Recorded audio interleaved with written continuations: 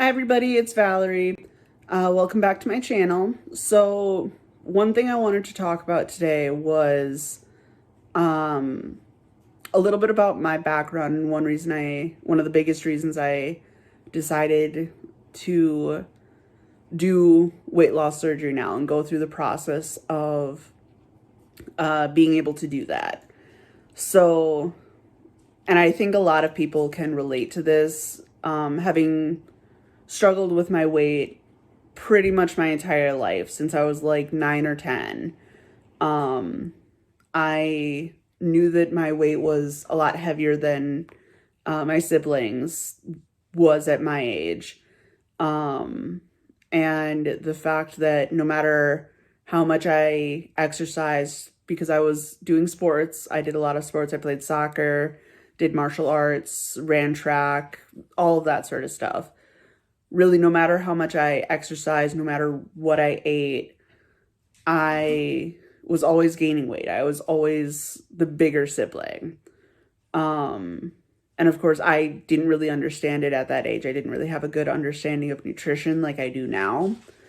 But I've struggled with that my entire life. Like I said, since about 9 or 10.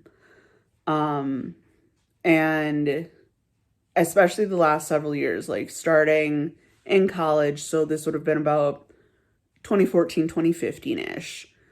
Up until now, I've been... So when I first started, this was back in December of 2021. That was when I first met with my bariatric doctor. And him and I went over, what sort of surgeries are there. So there's a couple different kinds. So there's the RNY, which is short for Roux-en-Y, which is what a lot of people think gastric bypass, where essentially a surgeon goes in, makes a new little kind of pooch stomach sort of thing, and makes it smaller. Then there's the gastric sleeve, which is they're not really making a new stomach per se. They're just making your regular stomach smaller. There's the duodenal switch, which I know very little about. And then a lot of people also know about the lap band, which is essentially, from my understanding, kind of like an adjustable band around your stomach, around kind of the top of your stomach, below your esophagus, which can be adjustable depending on the surgeon, I think. And those are kind of the main ones. Him and I never discussed the lap band just because that was not really an option at this point for me. And I wasn't interested in it. So him and I discussed like the pros and cons of all of them. The Roux-en-Y, the sleeve, and the duodenal switch. And for me, from my understanding of all of them, I decided on the Roux-en-Y, or gastric bypass, kind of depending on what you want to call it, just because I feel that that would be the best for me. And I'll do another video down the line with a little more information about all the different kind of types of weight loss surgery and some of the pros and cons from various professionals and surgeons, just for people that may not know a lot about them. So one thing that I know is very different, kind of for each person going through the process of weight loss surgery and, the process up to and after surgery, is going to be a little different, really depending on a few things. So it's going to be based on your insurance, what sort of insurance you have, and their requirements for somebody to get weight loss surgery. Your doctors, so what program you're going through, what hospital, all of that. And, what do your surgeons have to say? What are their expectations for the patient before surgery? So I'm talking from my insurance standpoint. My insurance, my program, my doctors. So it may be, like I said, it may be different for everybody, but this is the basis of mine. So I talked to my primary provider, who I'd been going to about my weight, and I discussed with my insurance, which hospital, which location would I be able to need like a referral to, of course, to get this surgery where it is most likely to be covered by insurance. Because up in my area, I actually looked this up. For gastric bypass for the Roux-en-Y, which is the one that I'm planning on getting, it would be about $30,000 without surgery. And my insurance gave me the hospital that I would need to go to be most likely covered. So I made an appointment there with the gastric doctor, or the bariatric doctor, and he gave me a list of all the things that I would need to do, which there's, of course, several things.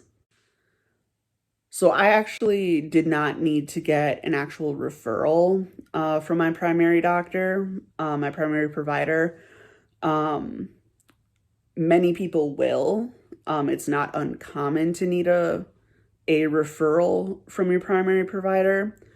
I live in an area where Mayo Clinic is an option. That's where I personally go for primary care. And had I gone to a Mayo Clinic hospital, I would have needed a referral. Unfortunately, my insurance would not have covered me going to Mayo Clinic for the surgery. I had to go to a different location. So me going to this different location, I did not need a referral, which was nice. And then, you have your initial appointment with your bariatric doctor.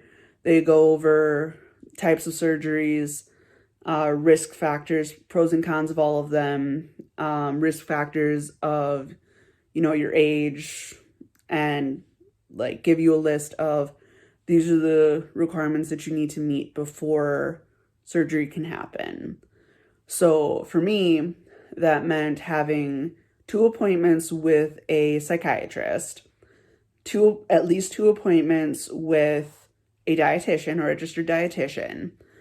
And then for my insurance, I needed to have a total of 5 insurance calls with them, going over things like nutrition, exercise, mental health, relapse prevention over the course of about 10 weeks, 11 weeks, kind of depending on availability of these calls. And then for me, during my initial appointment, right after, I had lab work done. So they take multiple vials of blood. They do a lot of vitamin testing, hormone testing, that sort of stuff. So they're just covering all the bases to make sure you're currently at good levels, to see if you need any supplements that might help you. For me, my vitamin D was low. Now, mind you, this is late December in Wisconsin. So that's not uncommon for people up here to have low vitamin D in the middle of winter. And then another thing that I had to do prior to even being able to meet with a surgeon, which I have not done yet, I'm actually still in the process before I meet with my surgeon, I had to go to at least one support group meeting for people that are both pre-op, so people that are starting the process somewhere at some point in the process of meeting the requirements for weight loss surgery. And also there's post-op patients. And we're all kind of discussing, kind of where we're at and what struggles we might be dealing with, again, both pre and post surgery. And we also have presenters.